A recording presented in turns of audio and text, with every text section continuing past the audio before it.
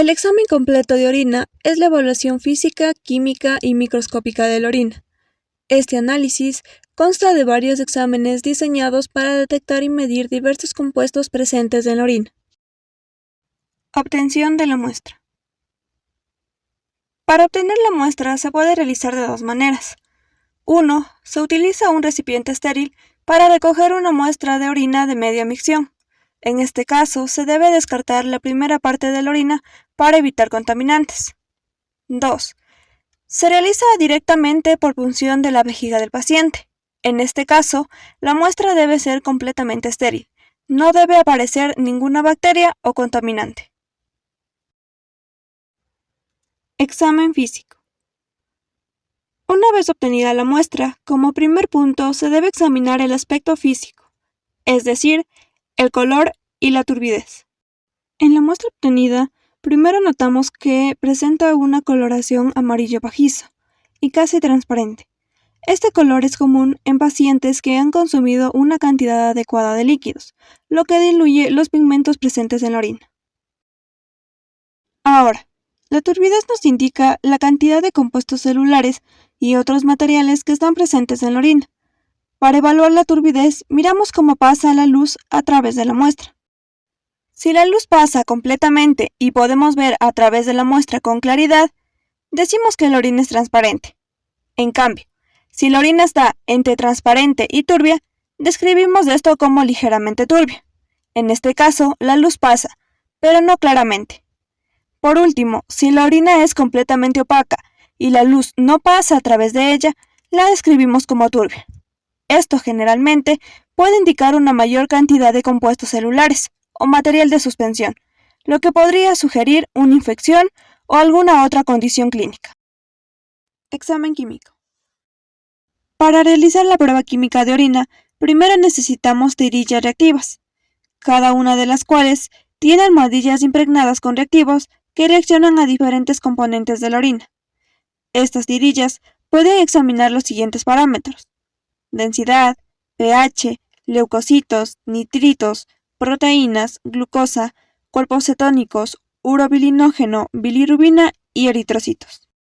Primero, sumergimos la tira reactiva completamente en la muestra de orina, asegurándonos de que todas las áreas de esta prueba estén bien cubiertas por la orina. Inmediatamente, retiramos la tira de orina y eliminamos el exceso de líquido golpeando ligeramente contra el borde del recipiente, asegurándonos que no queden gotas de orina sobre las almohadillas reactivas. Después de esto, esperamos por unos segundos. Luego, comparamos los colores de las áreas de prueba con la escala de colores proporcionados en el envase de las tirillas para interpretar los resultados. Como se puede observar, se obtuvo una densidad de 1015. La densidad mide la concentración de solutos presentes en la orina. En cuanto al pH, en la tira reactiva van de 5 a 9. En este caso, el color de la almohadilla corresponde a 6, lo cual indica un pH ligeramente ácido y normal para la orina. El siguiente parámetro son los leucocitos. Observamos la almohadilla que debe ser completamente blanca para un resultado negativo. En este caso, se reporta como negativo. Los leucocitos positivos pueden ser un indicador de una infección. Se mostraría en diferentes tonos de púrpura dependiendo de la cantidad presente. Si se llega a observar una infección bajo el microscopio, los leucocitos pueden fagocitar bacterias y se llaman piocitos. En el microscopio, un leucocito fagocitando bacterias se ve como una célula redonda con bacterias en su interior. Ahora revisaremos los nitritos. Un nitrito positivo aparece de color rosado, mientras que los negativos se mantienen en blanco. En este caso, tenemos un resultado positivo, lo cual puede indicar la presencia de bacterias que transforman nitratos en nitritos. Estas bacterias suelen ser enterobacterias, y esto indica que podríamos encontrar bacterias al observar nuestra muestra bajo el microscopio. Seguimos con las proteínas. Si la almohadilla permanece amarilla, el resultado es negativo. En caso de una infección urinaria, la presencia de proteínas en la orina podría aumentar, cambiando el color verde o azul. Aquí tenemos un resultado negativo, lo cual es normal. La glucosa en la orina se evalúa de manera similar. Un resultado negativo se muestra en azul. La presencia de glucosa, que sería verde o marrón, podría indicar diabetes no controlada. En este caso tenemos un resultado negativo, lo cual permanece dentro de lo normal. Para los cuerpos cetónicos, un color beige indica un resultado negativo. La presencia de cetonas, señaladas con un color rosado o púrpura, puede sugerir un metabolismo normal de grasas, como en diabetes. Aquí no se detectan cuerpos cetónicos, lo cual está dentro de los parámetros normales. El urobilinógeno negativo se muestra en color amarillo pálido. Un color rosa podría indicar problemas hepáticos. En este caso, no se detecta urobilinógeno. La bilirrubina se evalúa con una almohadilla que debe permanecer en color amarillo para un resultado negativo. Un color verde indicaría problemas hepáticos. Aquí la bilirrubina es negativa, lo cual es normal. Finalmente, revisamos los eritrocitos. Un resultado negativo se muestra en color amarillo. Un resultado verde a marrón indica hematuria, la presencia de glóbulos rojos en la orina. En este caso tenemos eritrocitos positivos, indicados por una cruz, lo que puede significar la presencia de una infección o una lesión en el tracto urinario. Examen microscópico. Como primer paso, se homogeniza el tubo de orina para posteriormente verter una cantidad adecuada de orina en un tubo de ensayo para enviarlo a la centrífuga, ya que solo se estudia el sedimento de la orina. Posteriormente, se centrifuga la muestra aproximadamente a 1500 revoluciones por minuto durante 10 minutos. Inmediatamente después de centrifugar, descartamos con cuidado el sobrenadante, dejando unos pocos milímetros de líquido con el sedimento en el fondo y lo agitamos suavemente. Posteriormente, tomamos una pequeña cantidad de sedimento y lo colocamos sobre la superficie de la placa y lo cubrimos con un cubreobjetos, para lograr observar los diferentes microorganismos que están en la orina. Llevamos la placa al microscopio y observamos la muestra de orina. Durante la examinación observamos por campos, cada 10 campos reconociendo los microorganismos o células presentes. En este caso, se observaron células epiteliales en pequeñas cantidades, lo cual es normal. Sin embargo, no es normal encontrar células redondas. En una muestra de orina normal no debemos encontrar eritrocitos en grandes cantidades, pero es aceptable encontrarlos de 0 a 1 o 2. También podemos encontrar piocitos, que son leucocitos que ya fagocitaron a las bacterias. Igual no es normal encontrarlos en grandes cantidades. En el caso que el examen microscópico salgan de 2 a 3 cruces, se debe realizar un examen microbiológico de orina. Examen microbiológico de orina. Para empezar con nuestro trabajo, debemos encender el mechero para mantener un ambiente estéril. Para realizar el examen microbiológico de orina implica, primero, tener lista nuestros medios de cultivo, que son un compuesto formado por nutrientes que facilita el crecimiento bacteriano. Tenemos el agar McConkey y el agar Cled para realizar nuestro orocultivo. Primero, el agar Cled, agar cistina lactosa deficiente en electrolitos. Este agar se utiliza porque permite el crecimiento de la mayoría de los patógenos urinarios. Por ejemplo, Proteus crece en forma de olas.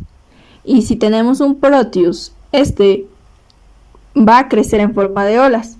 Y este medio Cled inhibe el crecimiento del Proteus en forma de olas y va a crecer en forma de colonias y va a ser necesario para poder contar así las colonias. Agar McConkey es específico para bacterias gram negativas debido a la presencia de componentes que inhiben el crecimiento de las bacterias gram positivas y permite la proliferación de las gram negativas. Los principales inhibidores del agar McConkey son las sales biliares y el cristal violeta. Importante, el mechero siempre debe estar encendido, rotular número de muestras del paciente y la fecha, y esterilizamos la asa. Para nuestra siembra, cogemos nuestra muestra con el asa. Realizamos un estriado en la muestra de siembra. En el agar Cled, un estriado en ángulo recto. En el agar McConkey, un estriado de 4 cuadrantes. Esterilizamos nuevamente nuestra asa e incubamos nuestra siembra a 37 grados centígrados por 24 horas en la incubadora. Al siguiente día retiramos y observamos el crecimiento bacteriano, contando las colonias.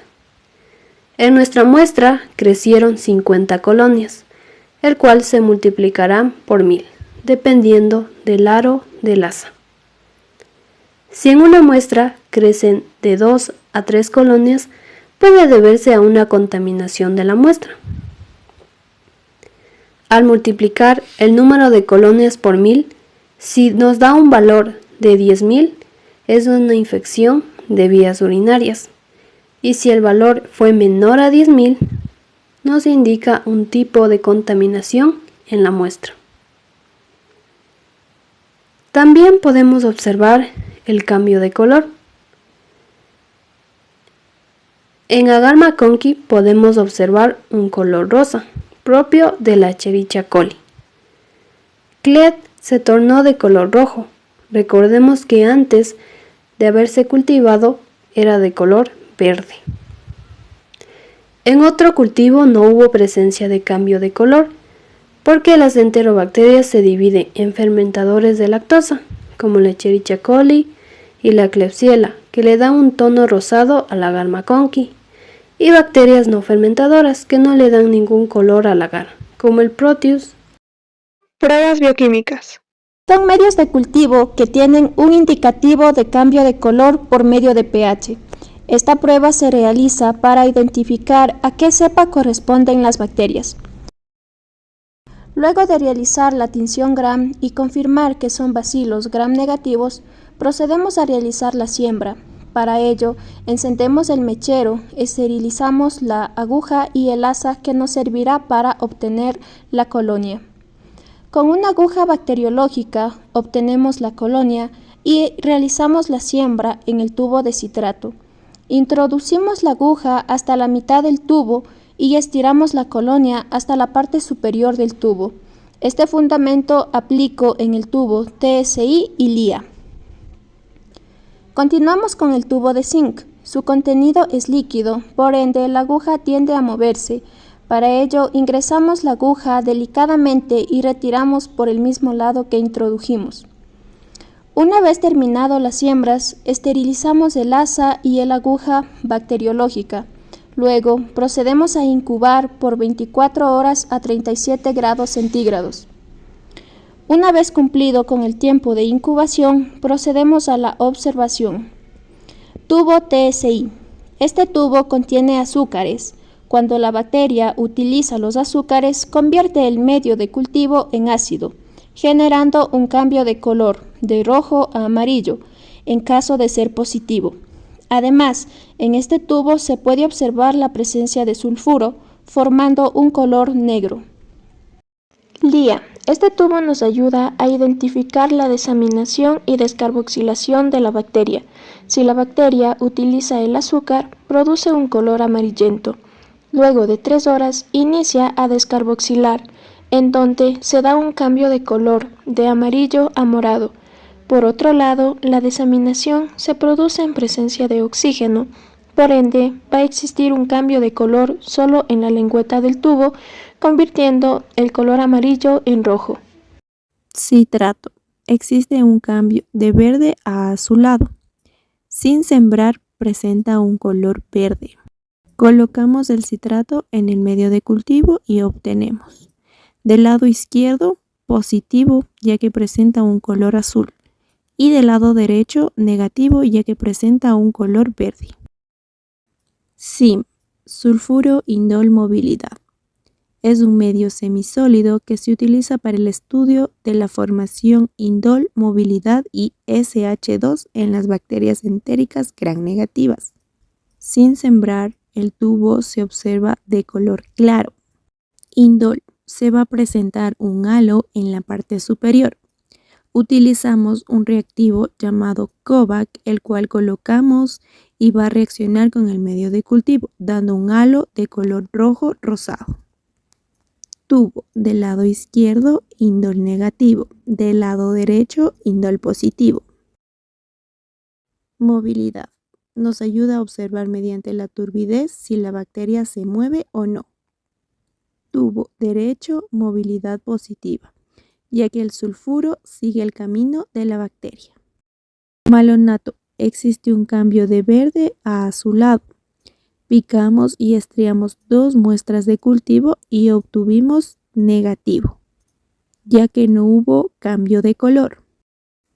Medio MRBP es el medio Voges-Proskauer, el cual necesita dos reactivos, el rojo metilo y el alfa-naftol. Utilizamos el reactivo rojo de metilo. Si se presenta de color amarillo es negativo y de color rojo positivo.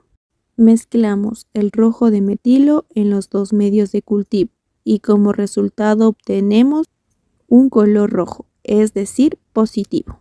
Mycobacterium tuberculosis. La detección bajo el microscopio de los bacilos tuberculosos en las muestras clínicas es el método más rápido para confirmar una enfermedad por micobacterias.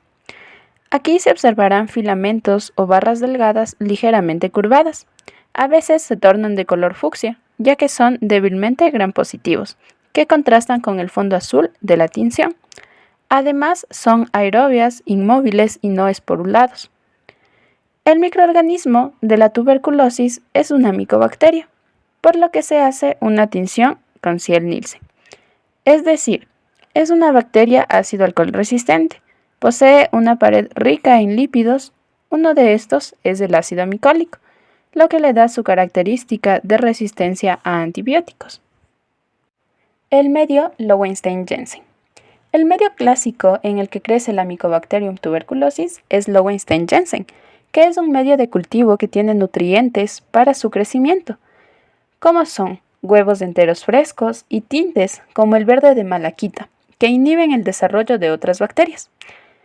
También contiene glicerina, que estimula el crecimiento de la Mycobacterium tuberculosis. En este medio de cultivo se observa un crecimiento lento y se observarán colonias secas, ásperas y de color beige, que se observarán después de 3 a 6 semanas de incubación. Incluso, si no se observa desarrollo, se incuban hasta 8 semanas.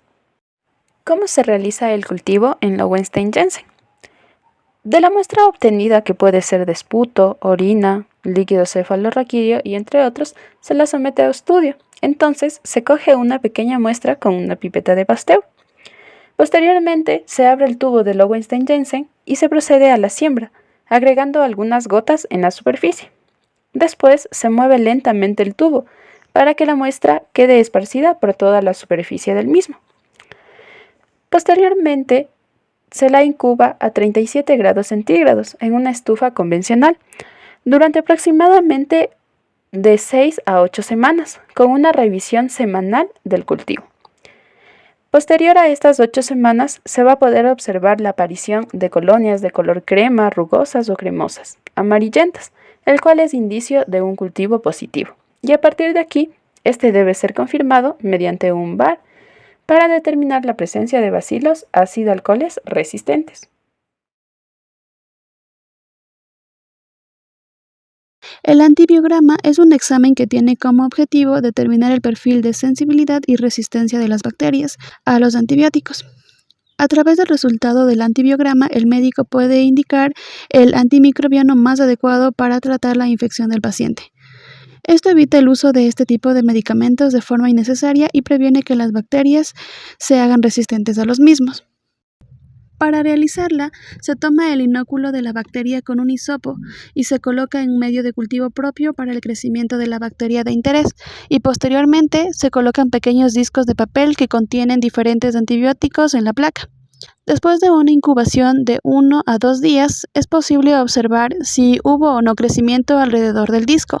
En ausencia de crecimiento, se dice que el microorganismo es sensible a aquel antibiótico, siendo considerado el más indicado para el tratamiento de la infección.